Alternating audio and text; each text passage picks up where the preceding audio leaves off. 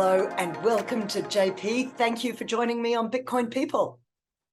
Hey, thanks, Kerry. Great to meet you. Very It's excited to be gorgeous here. to meet you. I've seen your name in TIA in the Mhm. Investor Accelerator program where we've met as fellow traders of shitcoins for over a year now. Yeah. And you kindly put your hand up because you are ultimately actually a true Bitcoiner at heart, even though you're also doing trading. Would that be fair to say? That's right. I'm trading shitcoins for a purpose, which is Coins just for to a get more Bitcoin. purpose. That You know, is it has its indeed, place. indeed, Has indeed. its place. I should just explain, there may be a few people, I was just chatting with you beforehand to say that just before you, we've had Jeff Booth and Knut Svanholm. So you've got big shoes to fill. Oh yeah. This, of course, is back in just daily territory of what the whole point of this podcast was originally, which was chatting with everyday Bitcoiners, and some of them are very well known in this space, and most of them, like you and I, are just everyday plebs talking about our Bitcoin stories. So that's what I'm going to be exploring with you. And absolutely. I watched the Jeff Booth video and I was like, oh dear. This guy's pretty smart. But I'd already locked you in by then. There was Yeah. there was no way out. There was no way out. JP, your background, you kindly sent through some answers to some questions I sent you beforehand, and everything about your background screams of upcoming Bitcoiner, like someone who was destined to discover Bitcoin and take to it like a duck to water, starting with your upbringing in South Africa. So I'm wondering if you wouldn't mind starting there and telling us a bit about your experience there personally, and then we'll get into the kind of economic environment and that broader, well, I suppose they all mold into one because your personal experience is one with the environment that you're in. So shoot, no specific question. Tell me about your upbringing there. Yeah. So yeah, it was pretty interesting because growing up in a sort of a less safe environment to most first world countries, I was there with my mum, just brought up by my mum most of the time. So, you know, being in a dangerous place and, you know, a small child and a single woman, you know, you get a bit of, you know, there's some anxiety there and safety is an issue. In what And way? Can I just ask about that safety issue? Because everyone hears stories about South Africa, yeah. you know, the good, the bad, the ugly. What were you exposed to early on? Were there stories around you? Were you hearing things directly, like first-person accounts of Oh yeah, you just get, it's just like everyday life really. You talk to someone in your family or your friends and they say, oh yeah, the other day it was my something was stolen out of my car. Oh well. Yeah, oh we got insurance. Yeah, all good.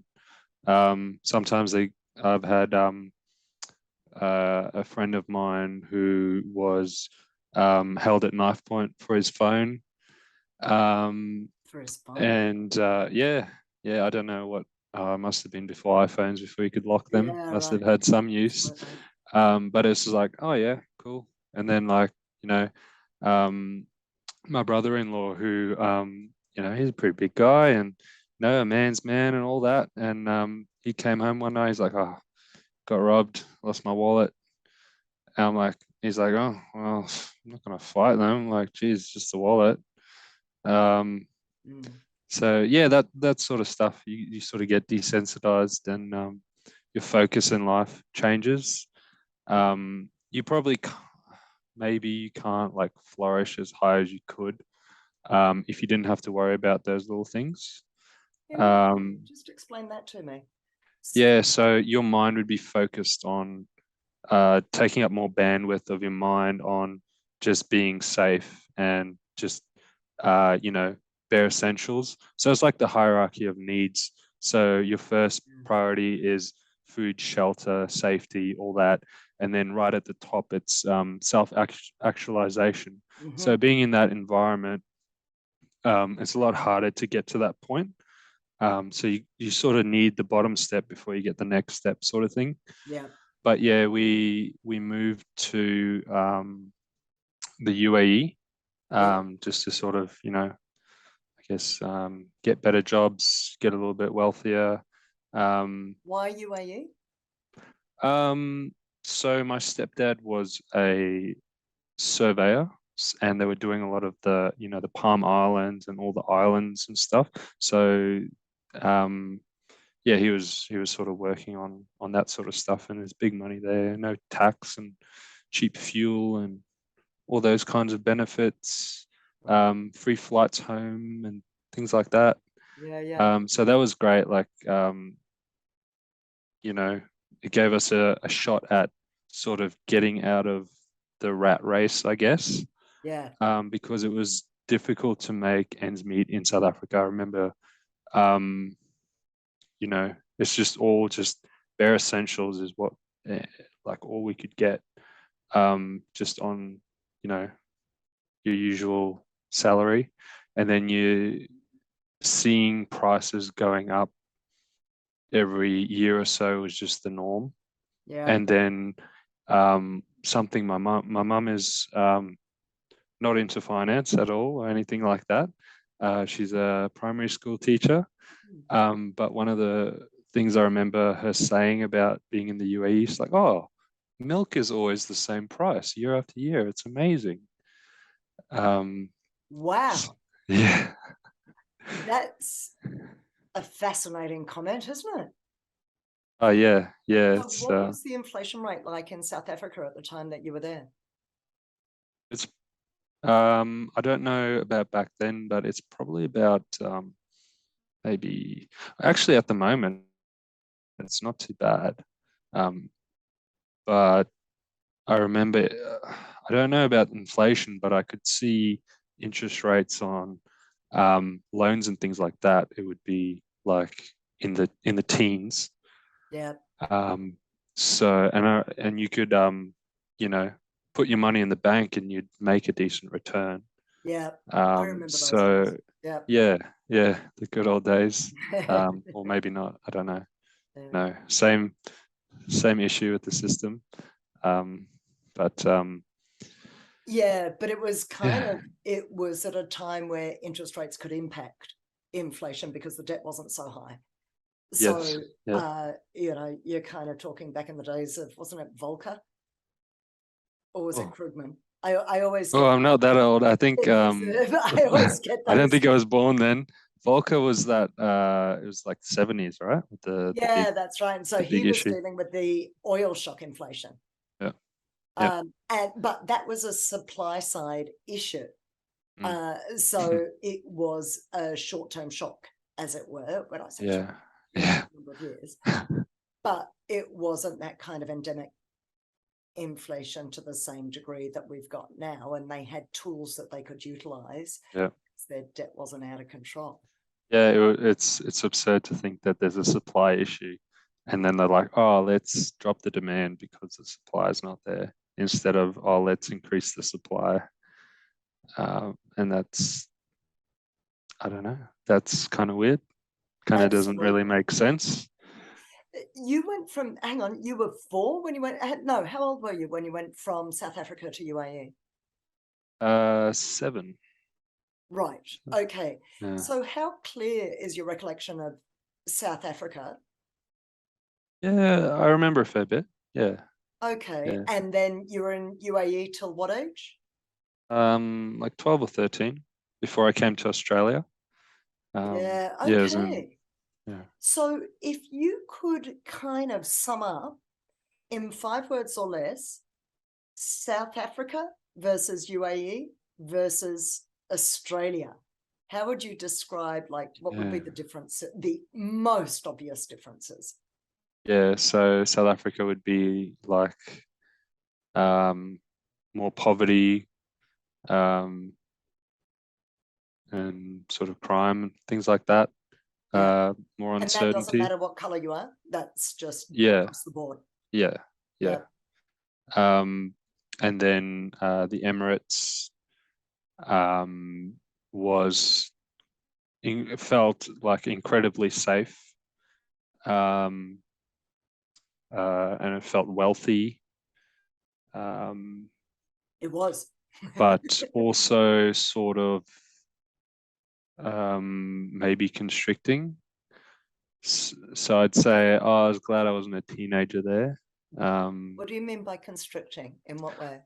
I just felt like, well, the thing is, you kind of don't have the same rights as people who have citizenship, and you can only get citizenship um, if you know, your ancestors are from there. Yeah, So you sort of feel like a guest, so you yeah. don't, it doesn't feel like home. So you're That there to do a that's job common and then throughout the leave. Middle East and Asia, actually. Yeah, Yeah. yeah. Yeah, fair call. So you've gone from this high inflation environment in South Africa, and then you go to this very stable, which I'm assuming is all sort of somehow subsidized by oil in UAE. Mm, Yeah, hmm. everything is oil money. Yep, yep. So No, I don't know no very need for much about the taxes and UAE things like that. economy. Do you know? Did you understand very much about the UAE economy whilst you were living there? You were still quite young. Yeah, I think I just got the general things that people would say. It's like, yeah, everyone's, you know, you work hard, but you get good money. Companies give you good benefits, and you just have to like follow the laws because you know we're outsiders. So behave very well and do good in school, and What was the yeah. implication if you didn't? I don't know. My parents made it definitely very scary that if I did something wrong, I'd be in trouble. So I don't know if that was just they were trying to Keep you in make line. me behave, or you I know, if something happens. need to try that with my son. All Yeah. right. So that brought you over to Australia then. You're saying at the age of about 13 or 14, yeah? Hmm. Yeah. So what were you like? What were you like as a kid? What were you like as a teenager? What were you like as you hit your, like what's your fundamental personality? Who are you? I think when I was in South Africa, I was young. I was very shy. I remember getting very anxious when meeting new people. Um, yeah, it was like a big challenge. And then yeah, as you grow older, you sort of learn your social skills, practice your social skills, and you know, get a little bit better and better. Um, and I guess because I was forced to make new friends all the time, that that helped as well. Like every time I moved, Mm. so I learned some, you know, some personable skills, Hmm. as you might say. Um, and yeah, I was a school captain at the high school. Oh, were you? This Um, was in Rockhampton? yeah, yeah, Yeah. yeah. I had some of my friends went crazy and they put stickers on their heads and you know on their shirts and stuff. And I just one day I got to school and there were just posters of my face everywhere, and I'm like, wow, they went really extra.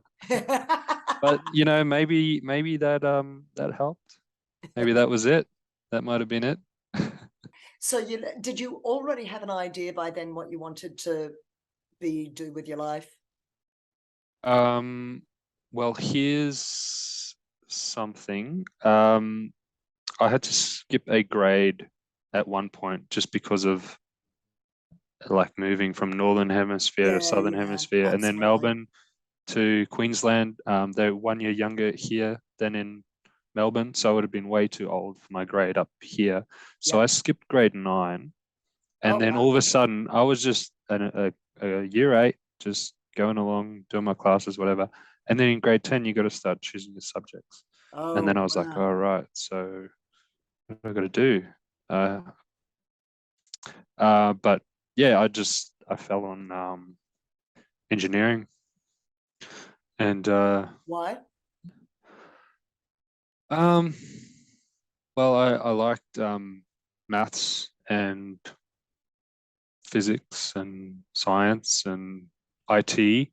Mhm. And I actually liked all my subjects at school except for English. So that's the one I just couldn't get because I was like, I would ask the teacher, can you give me the criteria for like how I can get better? Like it was like not like logic. It was more, oh, I think I lost my General. audio there. Oh, I'm back. Got you back. Yeah, it wasn't sorry, I missed that. I'm trying to find the word. I It's was going to say subjective. maybe more ephemeral. I don't know that that's quite the word either, but it's much less tangible. It's much less It's cut and dried. it's subjective. It's subjective. Yeah. This is my son doesn't like English at all, and he's good at it. He's a good Yeah. writer, and he's he's got a good analytical mind, so he gets the insights into the books that they read and all of that stuff. And he's come back a couple of times and said, I don't get why we have to do it. And I certainly don't get why it's a core subject right through to year 12. I can read, I can write perfectly well.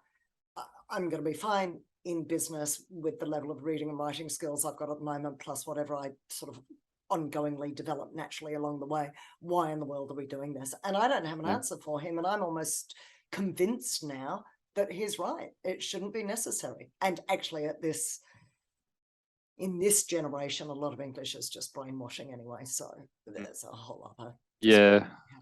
So I knew out of the 6 subjects that 5 of them were going to count towards the final grade 12 right. score. But then my English teacher tried to convince me that no, the English will have to be in there because it's like a core subject or whatever. Yeah. And I don't know what got into me, but I called their bluff. I was like, nah, probably not. If I get straight A's and everything else, and I get a C in English, I think I'm gonna be right. And then I looked at the minimum English score I had to get into engineering at uni, and I got like 2 little points above that, and I was like, I'm good. And then Perfectly yeah, happy with that. it worked out. And then I realized, some people, I don't know, some people bend the truth. And that's not possible with Bitcoin. You can't bend the truth. Nice segue, buddy. Yeah. Excellent. I love it. So let's talk about that. Let's talk about, is honesty, you said honesty is one of your top 3 values, leaving aside family, friends, health, which is almost kind of a given to some degree.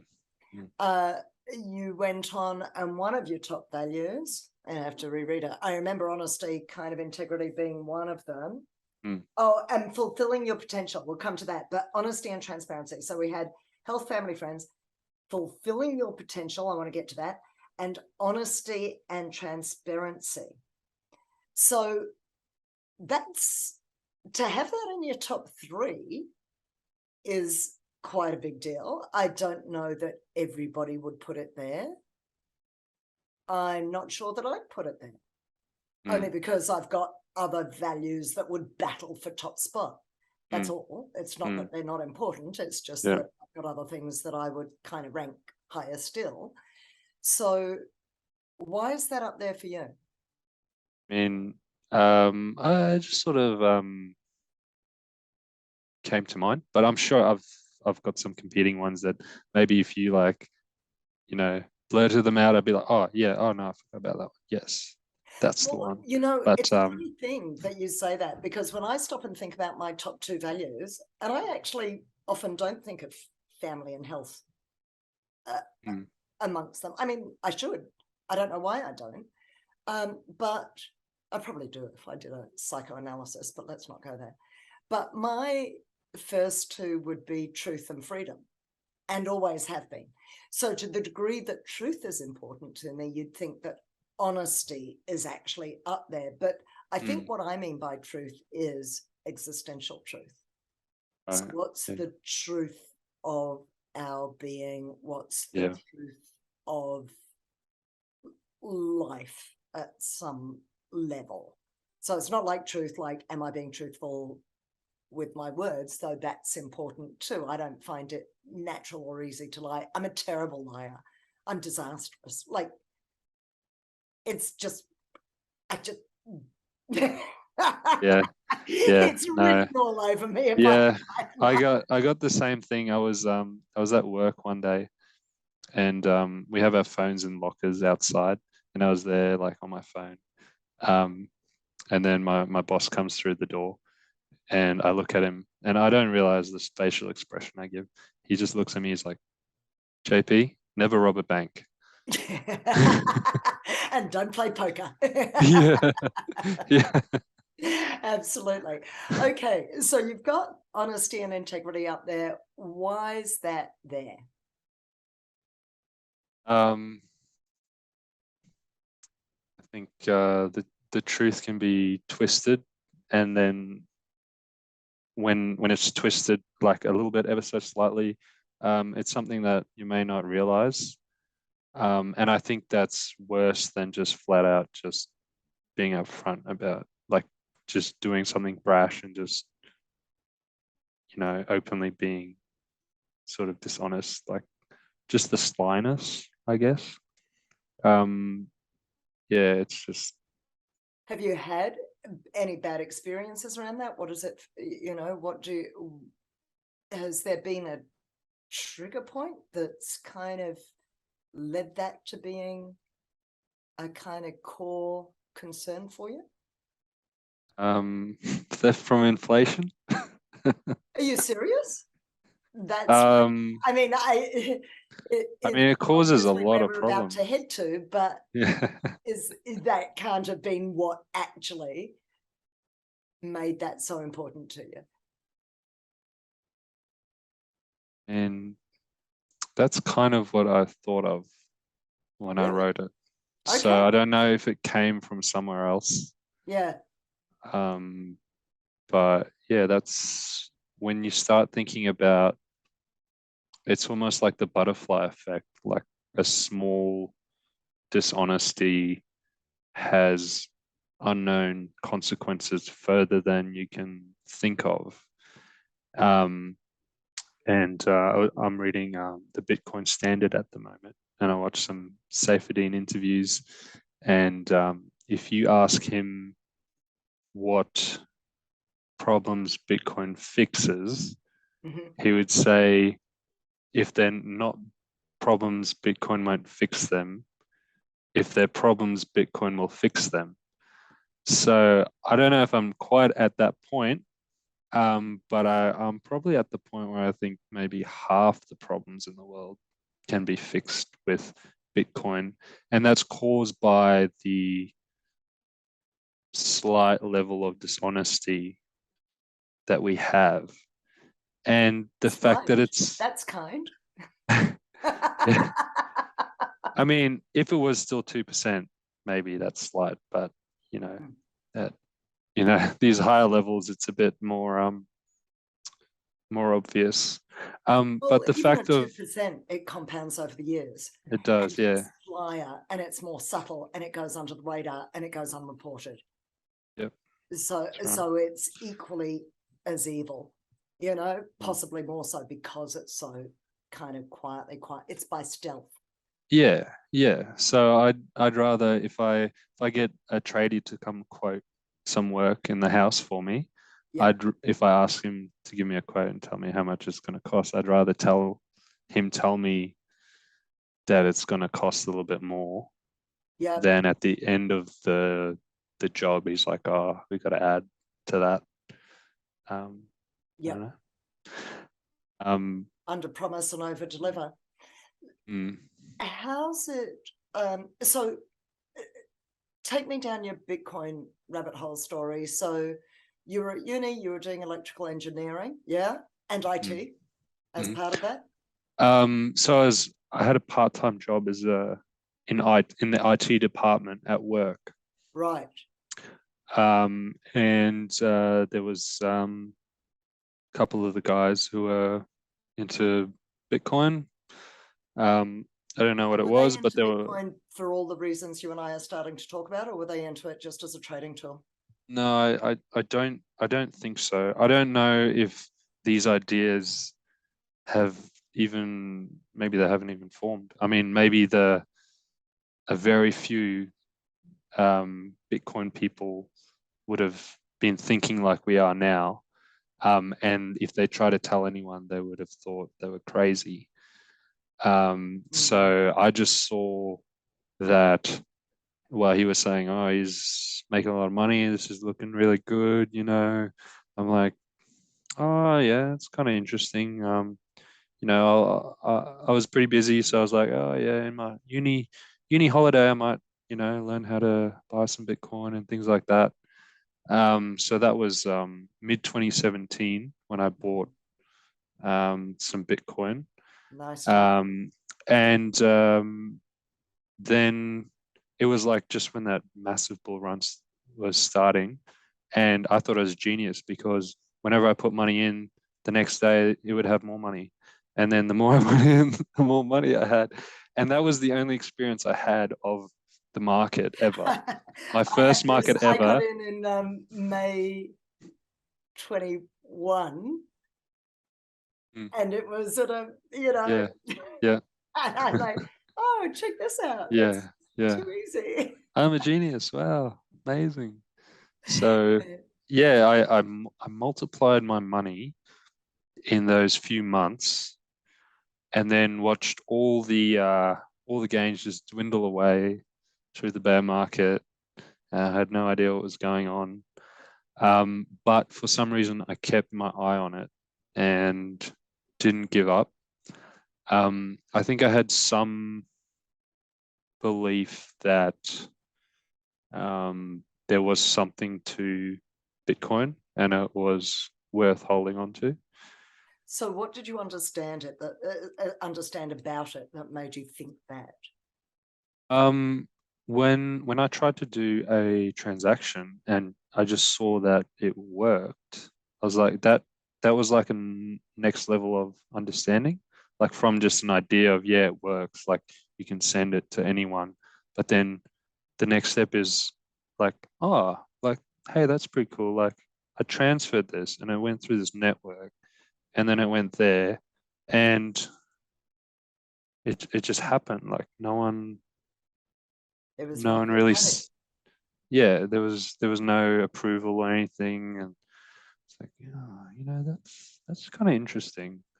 And at that time, I still had questions that thankfully are now lately been answered. Like I didn't know if, like, how can there only be 21 million? How is Bitcoin the only one where they can't change um, the amount of coins issued?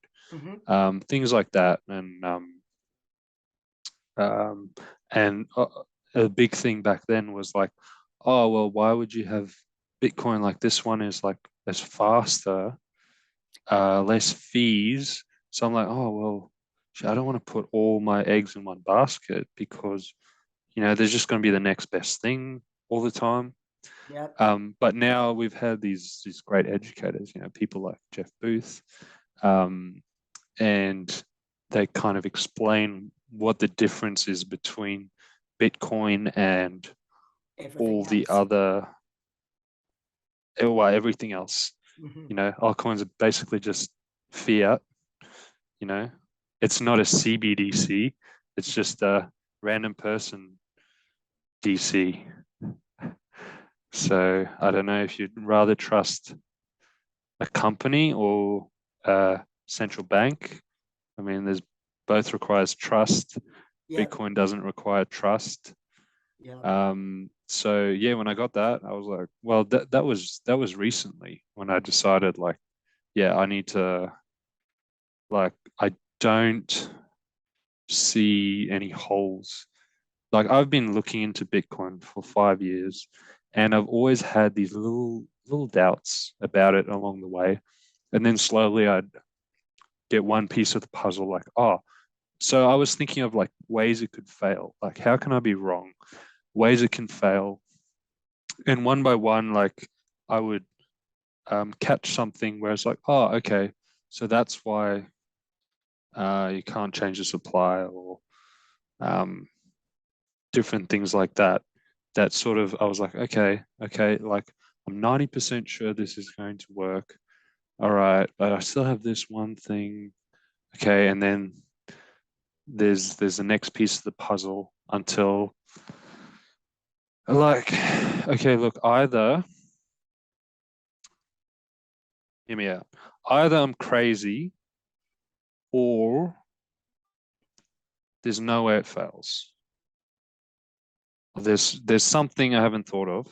There can always be something I never thought of. So I think it's like it's going to be a constant journey of just, those thought experiments Yeah. of, like, you're walking down, if you're like me, you think about Bitcoin once in a while, and you're like, and you get this other thought. It's like, oh, what if that?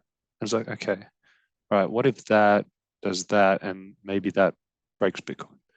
And then you sort of, it might take a few months, and then finally you see an article, or someone, the light bulb switches, and you're like, oh, okay, yeah, no.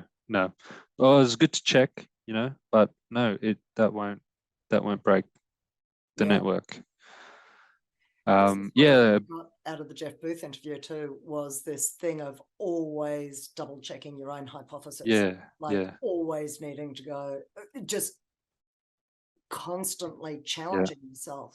yeah. And you're, I I guess love we've that, got a and similar yeah, mindset. yeah, I love that. And when I heard that, I was like, yeah, I really resonated with that. And then I realized, oh, I was kind of doing that, but like Yeah. not in a focused way. But just because I was sort of involved in it, and I thought, hey, maybe this is a great idea, but oh, I'm pretty young. What do I know? And then just, there's not a lot of people that know about it. We're really lucky right now, but before, there was some kind of Twitter explosion that happened, and all these great minds started, figuring it out. So now I think it's a lot easier than it was before. Like, for whatever reason, I didn't have the resources. Maybe it was Twitter. I wasn't on Twitter back then. Mm. Just sort of, going around YouTube videos once in a while. But the YouTubers were all like, had their mix of shit coins. They're like, oh yeah, you should have 50% Bitcoin, and 30% ETH, and all these other 20% altcoins, and because Bitcoin's pretty good, but it's a dinosaur.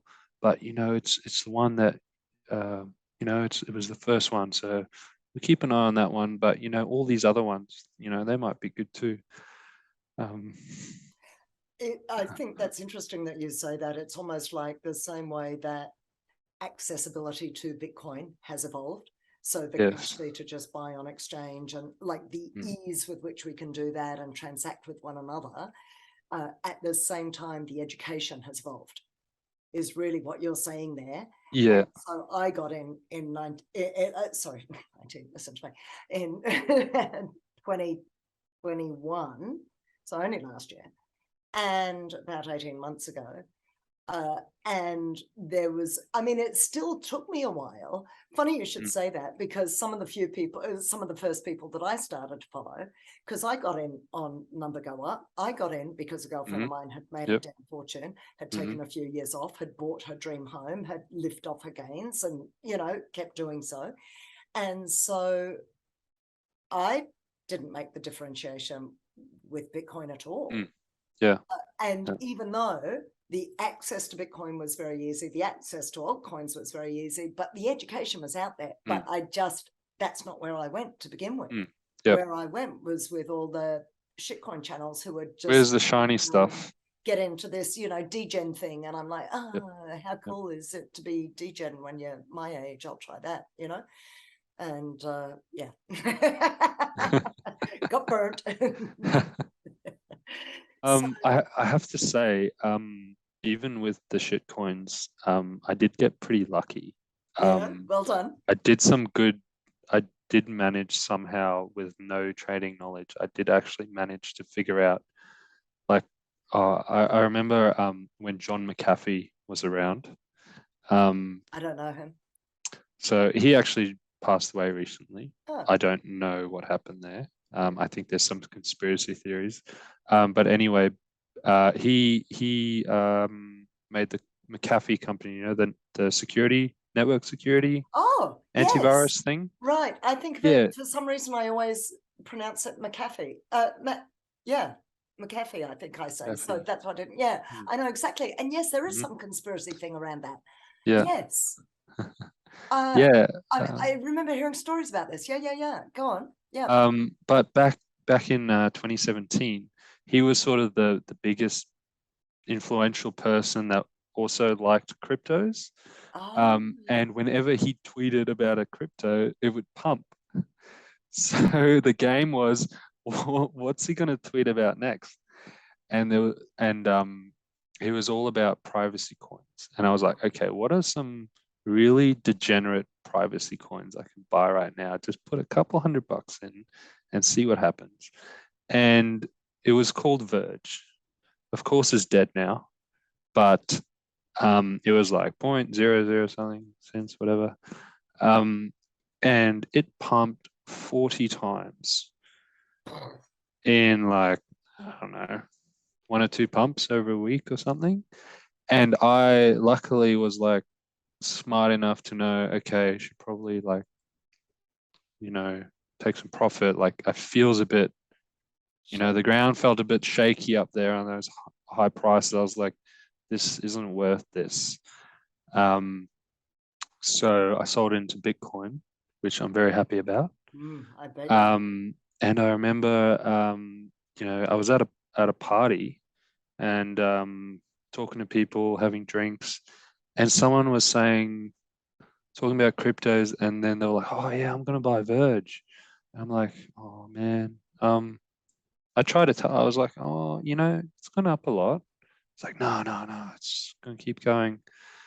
And I was like, Mm, "Yeah, well, it's a yeah, it's a dangerous game. The mm. Do you know what the happened to them? Did they altcoins." get out? They get out? Oh no, I don't think so. I think once you have your mind on something, you just sort of Yeah, like I try to. It's like trying to tell people about Bitcoin and they just don't get it. yeah. Um, it's like I don't know. We're gonna And, have to and try there and is, educate them some way. I had a great conversation with someone recently, I can't remember who it was, and they were really saying that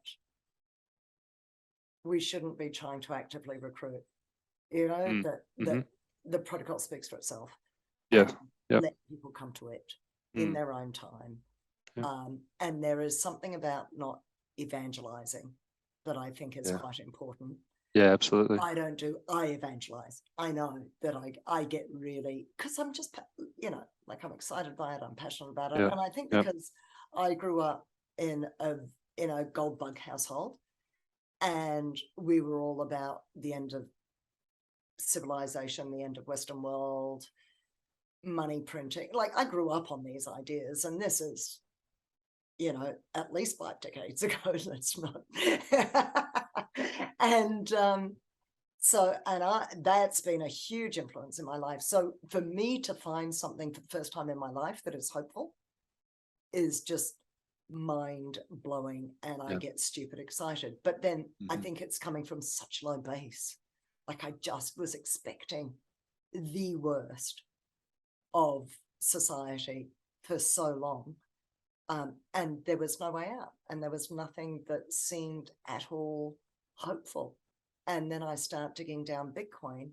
And as you said, Safedin kind of goes, well, I mean, the banner on my Twitter thing is Bitcoin fixes this.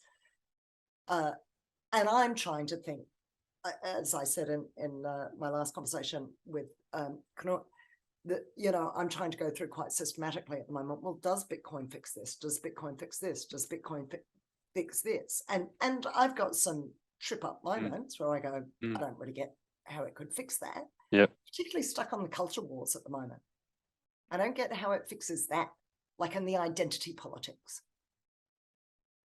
Have you given that any thought? Like the whole there's a whole thing at the moment about trans rights and, and then you've got the radical feminists, just the old school feminists going, no, this is an invasion of women's spaces, women's sport, so forth, and like women's prisons and women like domestic violence. And then you've got like the flip side, which is all about, well, that's not really an issue. This is just about inclusiveness, and these aren't, and this is the whole, that's just hateful. So do you have a sense? I'm really curious about this. I'm really trying to dig down on it at the moment. Do you have an answer for me? Well, yeah, well, maybe we can sort of work through it. I have in my mind, I sort of have some of the way there. I mean, just inflation degrades so much of society. Like our values change because our money is withering away. Um, and it shortens our time preference. Mm-hmm. So when that happens, you get all the degeneracy of society.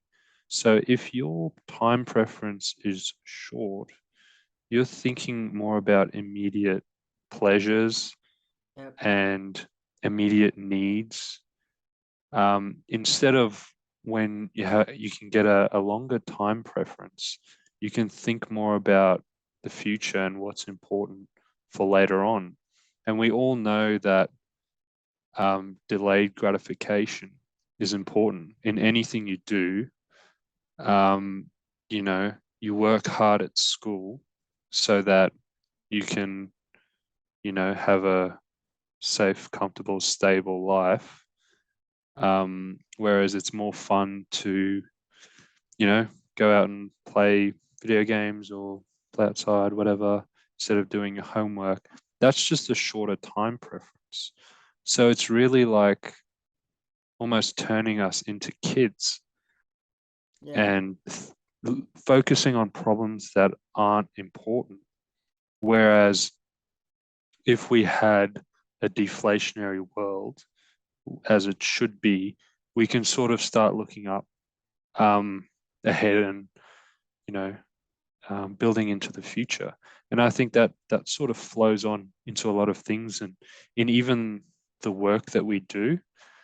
It seems now that being compliant and doing what you're told is rewarded more than the value that you actually bring.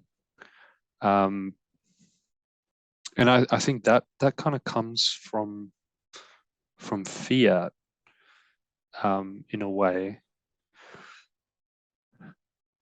Yeah. So I mean, I I see. think I wonder let's get about on a Bitcoin standard, and then it'll probably be a lot more clear what we can fix. That's what I'd say. I think that's right. And I think I have enormous trouble projecting and theorizing. I'm with you. That's exactly where my head went when I start to think about, okay, how does Bitcoin fix this?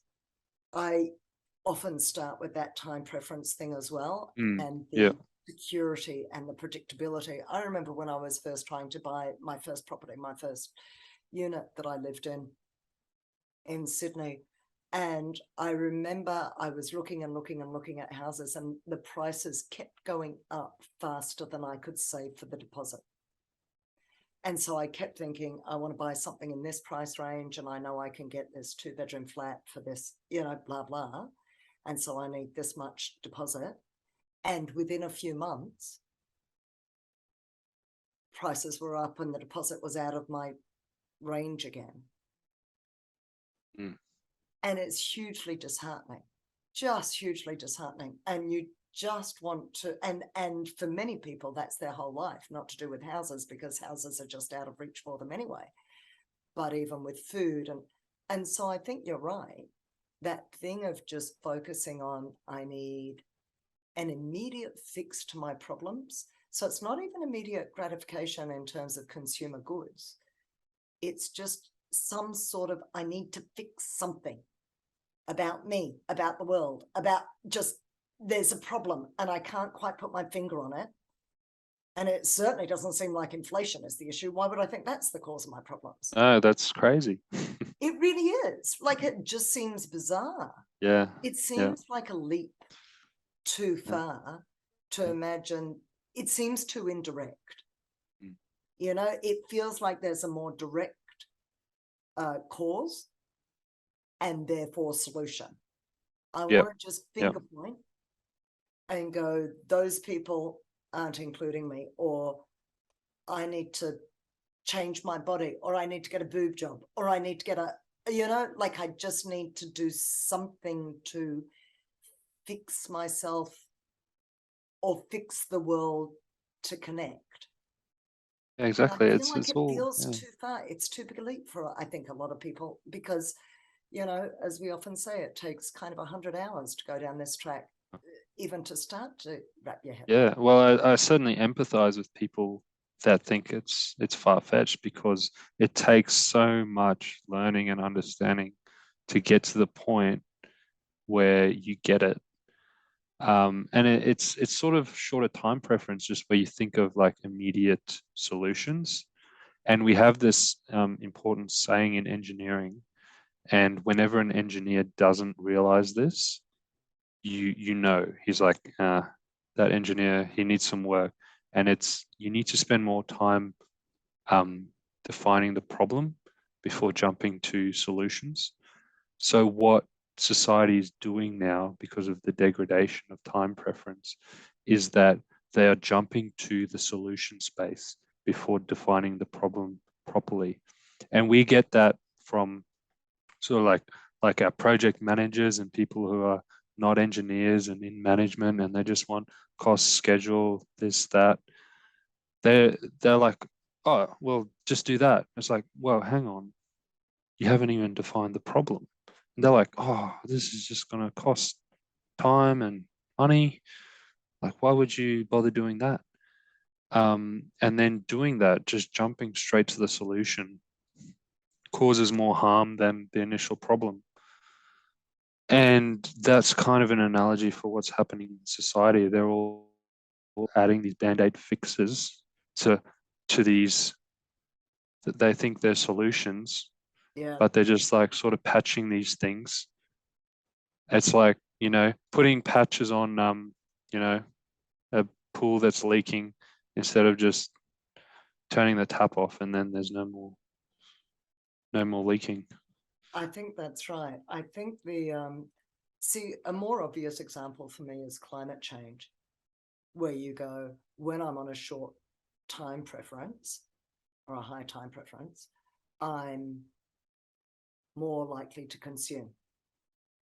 Buy now, because it's going to be more expensive later. Right. Yes. And that's a fiat thing because of the credit-based system.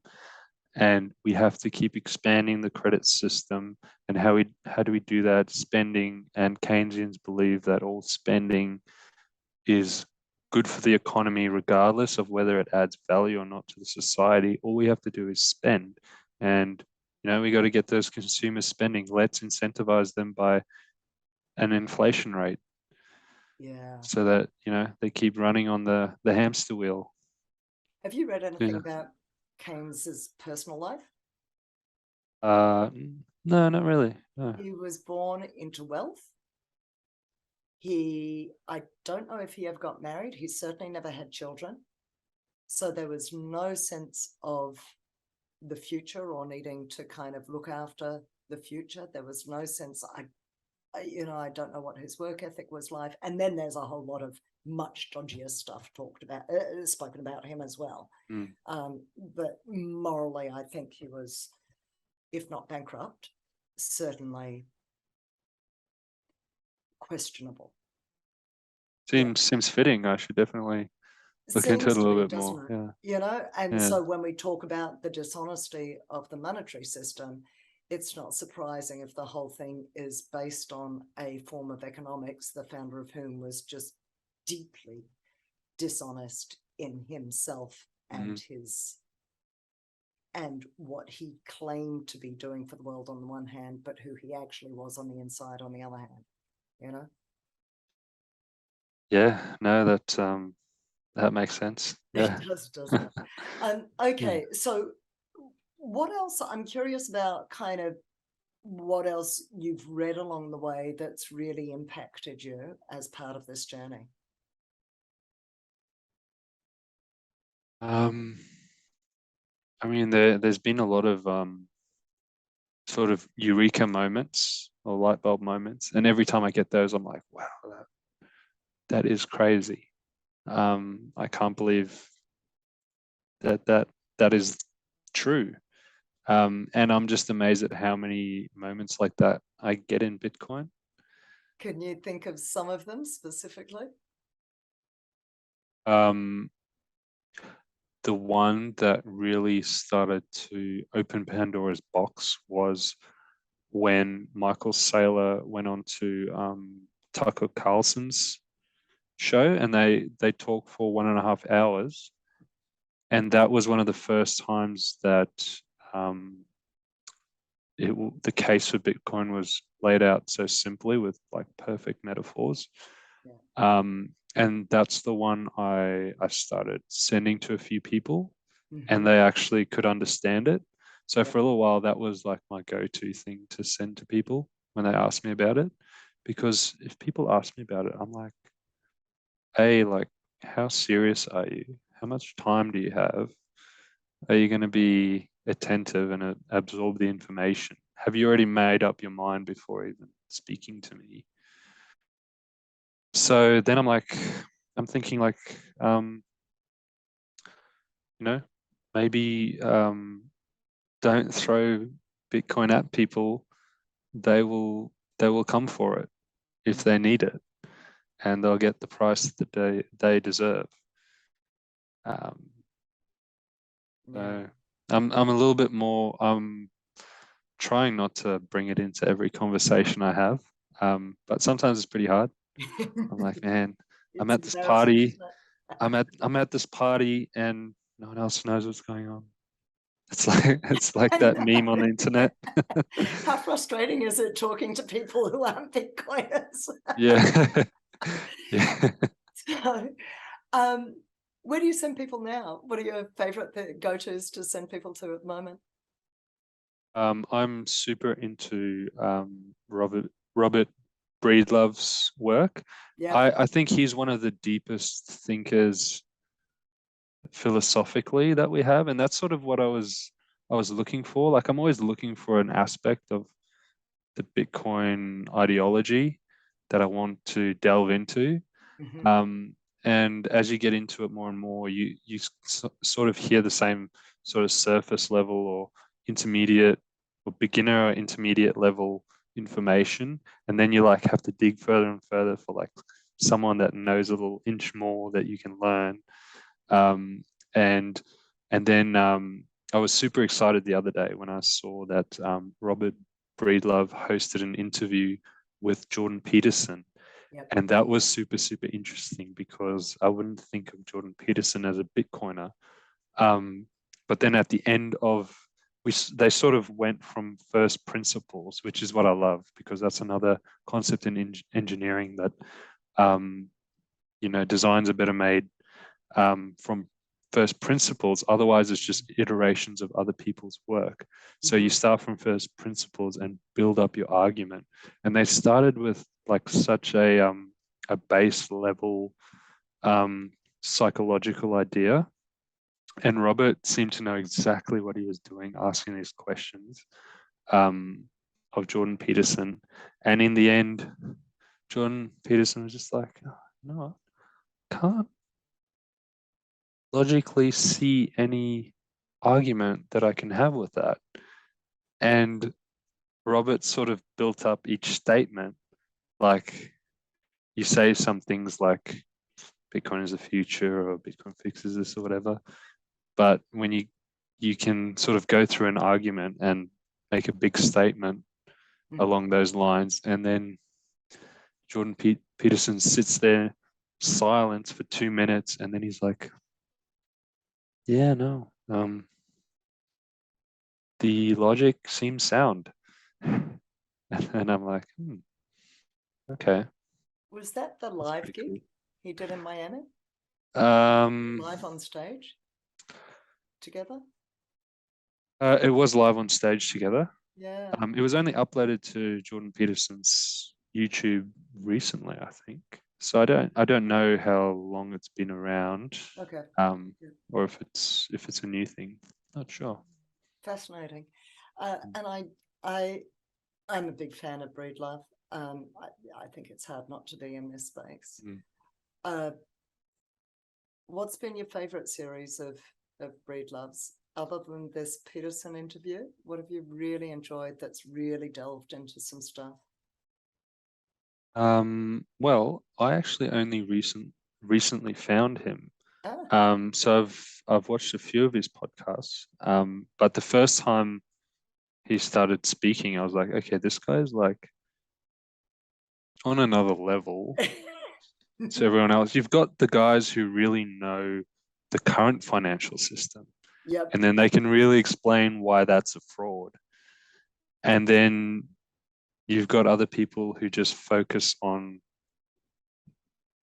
the Bitcoin core yep, and just sort of go through I don't know, the impact that it has. Um, yeah, I feel like from an outside perspective, this sounds crazy. But I don't know. It takes some time, and then it makes sense. Um, yeah. it strikes me because I find lots of different types of people who are into Bitcoin, as you say. There's the tech people who get all the coding and the IT. Mm, There's mm, a lot of engineers in the space. mm, And then you get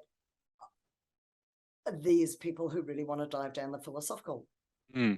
rabbit Yeah, hole. yeah. And Knut is one of them, and Breedlove, of course. And but you get people who really, because Breedlove does a whole series on zero, the number zero.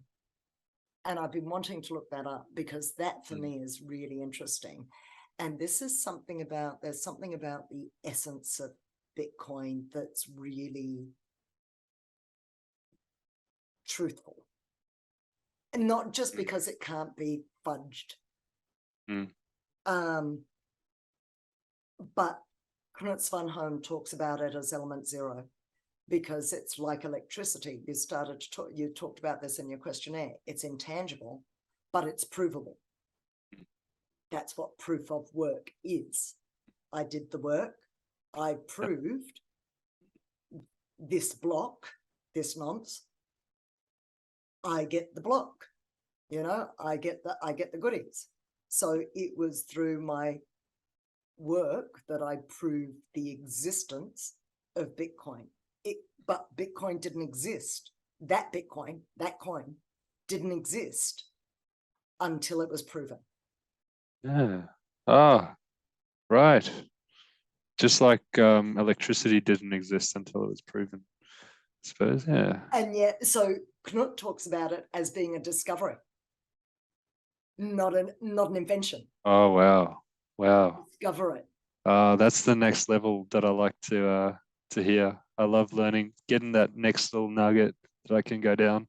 You'll Yeah. like his stuff, actually. You'll Yeah. really like his book. It's called Bitcoin, Everything Divided by 21 Million. Oh But yeah. the reason I was going here was because you're like all three. You can get the tech side, you get the engineering side, but you're also really interested in this kind of philosophical side of it. What are your, can I ask you what your kind of spiritual and or religious and or anything else beliefs are? Do you have any, or are you atheist? Where do you stand? I was brought up Christian, um, but it just naturally sort of withered away to just, you know what? I don't think anyone's smart enough to know. Yeah. And So sort of agnostic. how could you know? It's just not something that I even think about anymore. I'm Mhm. just like, that's a question that it's an impossible question. So just let's just work on things we can figure out. Um, I guess that's where it comes to fulfilling your potential. and finding your purpose. Yeah. What do you think of as yours?